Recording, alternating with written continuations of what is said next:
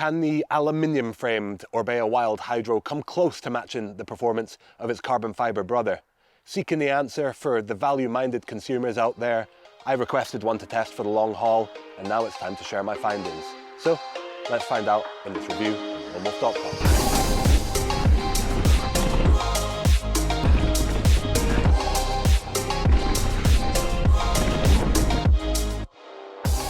If you've been following us here at Loam Wolf over the last couple of years, then you'll know we are a huge fan of the Orbea Wild. It's been really well reviewed. It's got awards in the last few e-bike shootouts as the best performing e-bike on the market.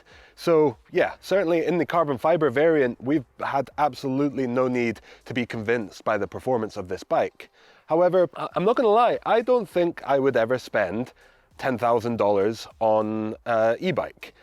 That's not that the $10,000 doesn't get you an absolutely kick-ass bike for that money, but certainly in my current scenario, my current situation, I just wouldn't have $10,000 to spend on just about anything really. So with that in mind, you know, it's always funny reviewing these top tier bikes, but realizing that a vast majority of the mountain biking and e-mountain biking population is never going to be able to buy them. As such, we do try, I promise, we do try to test more value-minded e-bikes, but also we need to test the cutting edge of the cutting edge as well to really identify what is the current cream of the crop.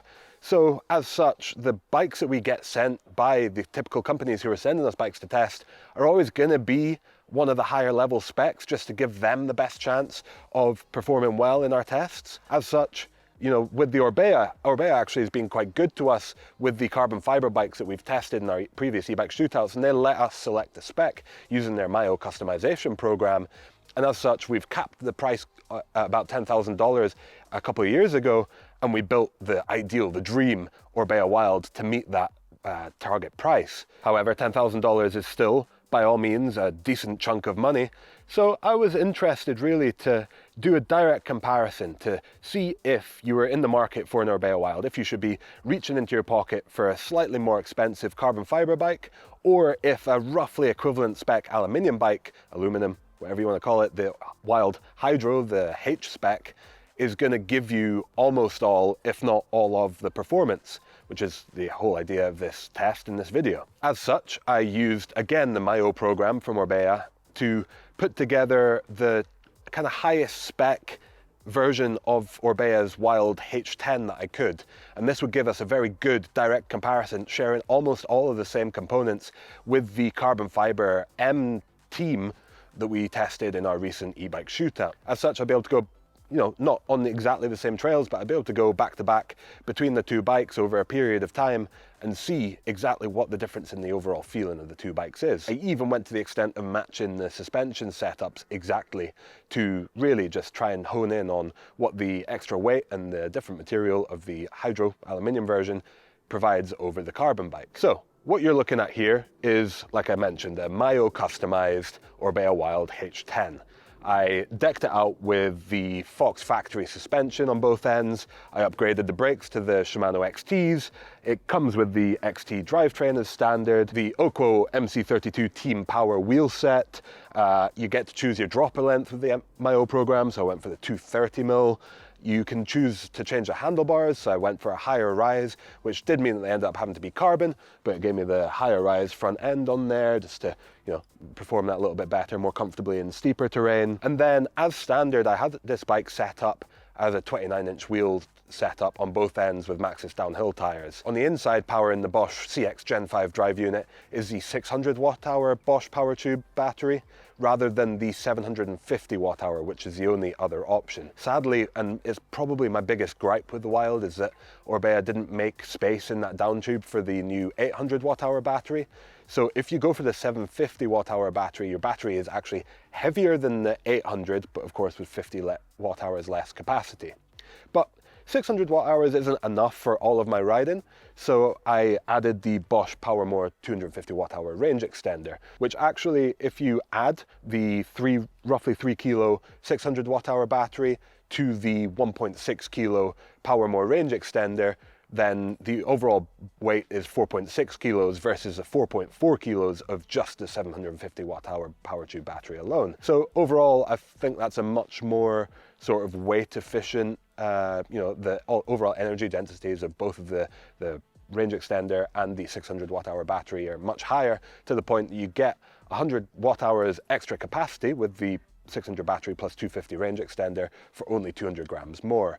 Plus, you get the modularity, which I think is the important part and the thing that really sold me on it, meaning that on a day where I don't need that 250 watt-hour range extender, I can leave that at home, instead fit a bottle to the bike or not, and save that weight that I don't need. And then on the longer days when I need all the range I can get, I can just add on that range extender. The total configuration of the bike as it was delivered to me was 57.5 pounds or 26 kilos roughly, including that range extender. But as we can see, I have made a few changes as well to the specs since then, just based on either components that I wanted to fit to improve the overall riding experience, or components that I had on test. And actually most of the parts on here have recently had reviews published on our website. I'll very quickly get into the rationale behind the components that I have fitted to it, and then we'll get into the ride impressions and really talk about how the hydro and the carbon bikes perform differently. So the components that I've swapped out amount to the carbon fiber link that's on there, which is the aftermarket link that Orbea makes available to change from the stock 29-inch wheeled setup to a mullet. Using the MyO program at the time of purchase, you can make it a mullet from the get-go, but at the time, Orbea sent me the 29-inch and then the carbon fiber conversion link to turn it into the mullet. So I've got that link with the 27.5-inch rear wheel, still the same Oco MC32 Team Power wheel with a WTB Judge tyre. Up front there's a WTB Verdict tyre, and both of these are in the super burly, tough, high grip SG1. They are some of the heaviest tyres on the market for sure, but when I'm riding a bike like this, I want absolute peace of mind that I'm going to have the very toughest tyre setup I possibly can. And these do rank even higher in terms of durability than the Maxxis downhill setup. So I've been really enjoying using those. And then up here I've got the SQ Lab 60X Infinergy saddle, and it's their new clip-on version. So the base is the same across all of the saddles in the clip-on range, and then you can change the top in between different models and different widths to get the exact saddle that you want without having to go through the kind of extra expense of changing the base all the time as well. This would be really interesting for people who are sharing a bike. So if you've got two people with different sized butts, which is very likely, then you could technically have the same base with two different toppers, and it's just a lot quicker to switch between them and less expensive in the long run too. Then that is mounted to the Anomaly Constructs switch grade. This is a V2 version, giving you a slightly more refined overall package. And the switch grade is a saddle angle adjuster. So with that lever there, you can change the angle of the seat between 3 positions currently. And basically it gives you a nose down climbing mode, a flat kind of pedaling mode for flatter terrain, and then a nose up descending mode. We'll get onto this a little bit more later, and I'll also be doing a separate review of this.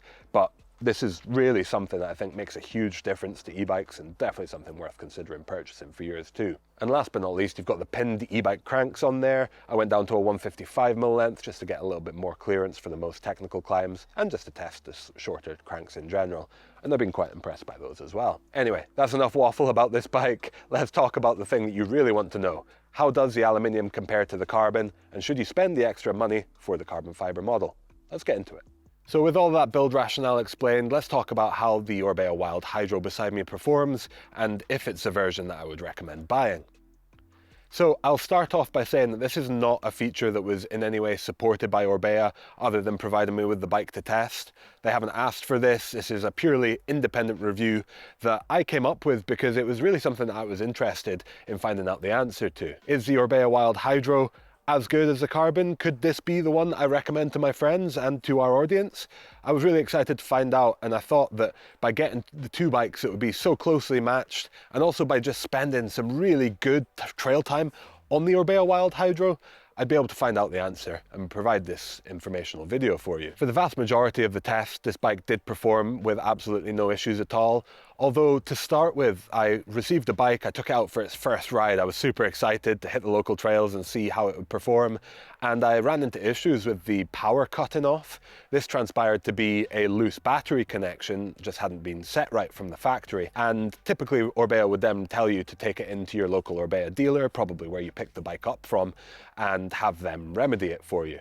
However, I didn't have time for that, so I decided to dive into the bike myself. I think this would actually void your warranty, so do be careful and check the terms and conditions before you do start working on the bike yourself. But yeah, I pulled out the motor, pulled the battery connections and adjusted the battery plates to give a more secure connection overall. And then as I was doing so, I was also having a look inside and really just checking out to see how Orbea had put this bike together. I was a little bit disappointed to see the cables inside the down tube, so the dropper post cable, the shifter cable, and then the cables for the rear brake and of course the motor system up to the display. They all just sit inside the down tube with no guiding and actually nowhere to clamp them. So they're kind of relying on the battery being in place to hold them securely. So there is obviously the chance that that could lead to a rattle if one of the cables wasn't fully clamped by the battery. So do be careful with that. If you start hearing a rattle inside the down tube, that's likely going to be the cause. And again, it might be worth popping it into your dealer to get that remedied from the get-go. But if you don't have an issue, then otherwise this bike has been absolutely flawless. I also obviously had the chance to switch out to the mullet link as you see it here. So that involved taking off the old aluminium link and replacing it with this one. And in doing so, I came across the slightly annoying hardware that they use for the upper shock mount on the bike. There's a couple of loose spacers that are not even really captively held. They stick in place if you put a dab of grease on them, but even still you kind of feel like you need 3 or maybe even 4 hands to hold the spacers in place, push the shock in place, and also manipulate the linkage to sit in the right position. So it's a little bit of a handful. Once everything's together, it performs flawlessly, but yeah, just a little bit annoying to work on. And actually I thought that that was way worse than when I had to do some work on the headset, and the internal cable routing through the headset didn't actually prove to be that hard to work with at all. The system that they use has nice rubber grommets, plenty of space in there, and spacers that you can slide in and out without too much hassle. So actually, I didn't find the internal cable route in the headset to be the absolute biggest nightmare. And for me anyway, it's not something that would stop me from buying this bike. But don't come at me. I'm not saying that this is the ultimate solution. And I would also prefer to see ports in the side of the head tube. Just don't let it stop you from buying this bike if it's going to be the bike for you otherwise. Looking at the front triangle, the frame especially, it's really hard to tell that this is an alloy bike at all. You really have to go searching for welds in that front triangle. Orbea does a great job at polishing the welds and making them really blend in with the rest of the frame. If you look at the rear end, then you can definitely tell, but it had a lot of people fooled when I told them it was an alloy bike, and they were really surprised. Talking about the climbing performance and range. Now, range is a really funny one to talk about with an e-bike because there's so many different factors that contribute to it. I use just a 600 watt-hour internal battery, using almost exclusively eco with a little bit of Tour Plus for the steeper pitches. I weigh 100 kilos or 220 pounds, and I was able to get 51 kilometers and 1,250 meters of climbing or so, which is roughly 32 miles or 4,200 feet before the battery fully died. Now, I was certainly putting in a lot of effort. It was around about a 2,000 calorie ride according to both the Bosch app and my Apple Watch. Whether you believe that or not is another thing. But yeah, I certainly got to the end of the ride and I was really hungry, but I completed that in 2.5 to 3 hours rather than, of moving time that is, rather than, it would be considerably longer on a normal bike. So for those who are like, e-bikers are lazy, I don't think that's the case, but they're certainly time efficient. And I think that's the biggest benefit for me anyway with the e-bike, is just being able to go further in a shorter amount of time. I understand the hate to a small extent, but I really think it's been blown out of proportion.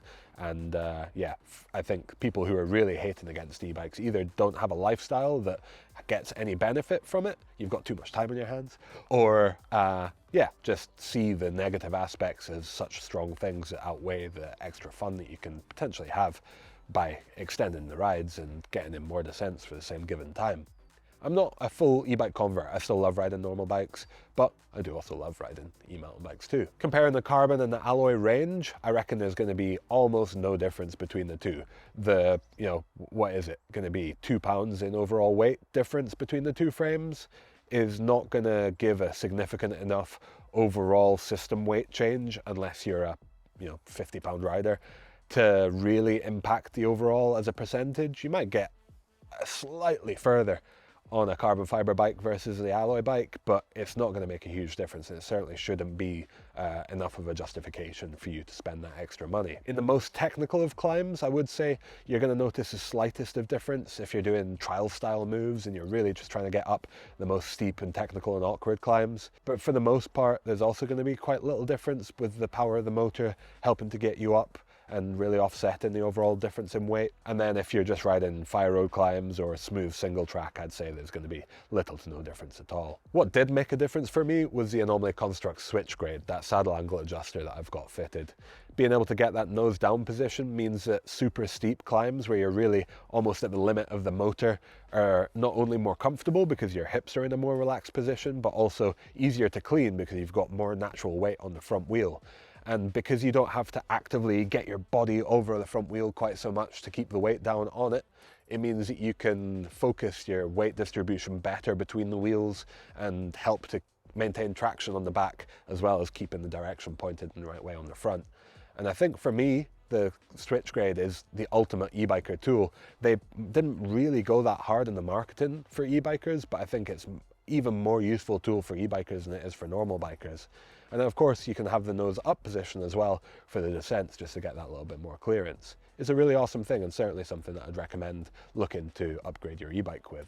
The Orbea naturally is a good technical climber, a good steep terrain climber, but that switch grade does just help to give even more weight on the front wheel and prevent it from coming light on the steepest of pitches. On the way down the hill, there's a slight difference overall in the feel between the two frames, I'd say. The alloy is a little bit more planted and a little bit more muted overall, whereas the carbon just feels a little bit sharper and a little bit more agile and playful. It's not night and day difference between the two bikes. Spec choices like your tires and other elements are going to probably make even more of a difference. But there is just, I think the alloy frame has maybe a little bit more flex in it. It definitely just feels that little bit more muted, a little bit more comfortable, but less active and dynamic as a result. If you're a super active and playful rider, then that might matter. That might sway you towards a carbon bike. It certainly would be my choice, money no object, between the two bikes. But if you're a more passive rider, or you're not that fussed about having a slightly lighter, slightly more agile feeling bike for, the most dynamic moves and the side hits, then the alloy bike is still an absolute ripper. I absolutely love this bike as it is. So it's not a must buy to go for the carbon version at all.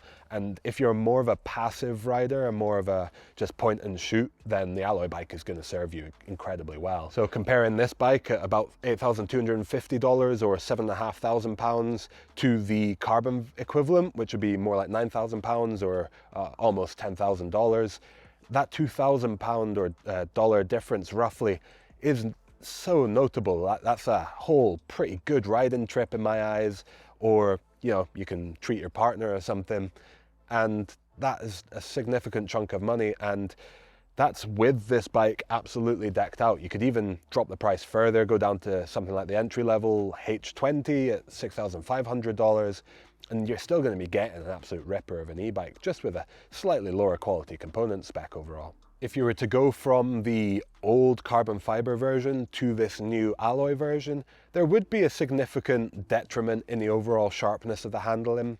That previous generation was just a little bit sharper overall, even comparing carbon to carbon. So you might not favor this bike if that's what you're looking for. But if you're after a more planted, more plush, more comfortable ride that's going to be, just more enjoyable for rougher terrain, longer descents, more comfortable overall, then by all means, this is a much improved bike. It has lost just a slightest touch of spark for me compared to the previous generation, but I think I'm in a pretty small subset of riders who like that sharp kind of feeling with the bike. And for most riders, improved comfort and even just safer overall ride when you're pushing it to its limits is going to make this bike an absolutely killer option. Since I had the opportunity to compare the 29er and the Mullet with everything else kept consistent, I'll quickly touch on that. And what I think is really impressive is how similar the two feel. The Link really corrects the geometry to the point that you don't feel a notable difference between the two bikes until you get them moving considerably. And even when you do, it's only the clearance really that was the biggest thing for me. I did find myself sitting on the 29-inch rear tyre a couple of times on the steepest and most technical trails, whereas the Mullet only buzzed my ass once on something that is probably the steepest trail I've ever ridden an e-bike down. There's a slight difference between the stability of the two bikes, but really not that much. It was mainly when I was tipping from corner to corner that I really felt the extra agility of the 27.5-inch rear wheel compared to the slightly more stable planted feel of the 29er. But it wasn't night and day. It certainly wasn't a complete transformation of the handling character of the bike. And then on the climbs, I didn't find there was much difference at all. Granted, I did go from a slightly worn 29-inch rear wheel to a brand new 27.5-inch tyre. So that's going to have had some difference in the overall traction in the rear end, but I really don't think it would, I just don't believe that there's a significant, huge difference for the majority of riders going from 29 to 27.5 in terms of climbing traction. So for me, I'm always going to be pushing a rider on this bike to go for the Mullet setup unless you do just really want that big wheel feeling.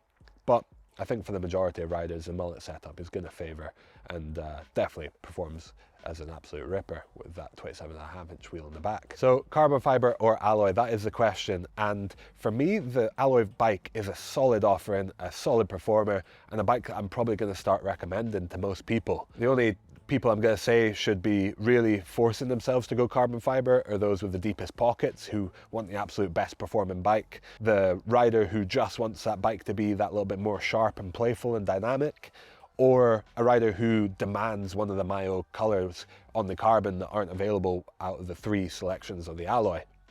Otherwise, this alloy bike is every bit as dialed as a carbon fibre bike, performs really well, and yeah, just generally is an absolutely solid offering with that $2,000 or so dollars or pounds saved to, put into a riding trip or to gift a loved one. So definitely Orbea Wild Hydro, an absolutely solid offering and a bike that I've thoroughly enjoyed testing for this long-term review. I hope you guys have enjoyed checking out this long-term review.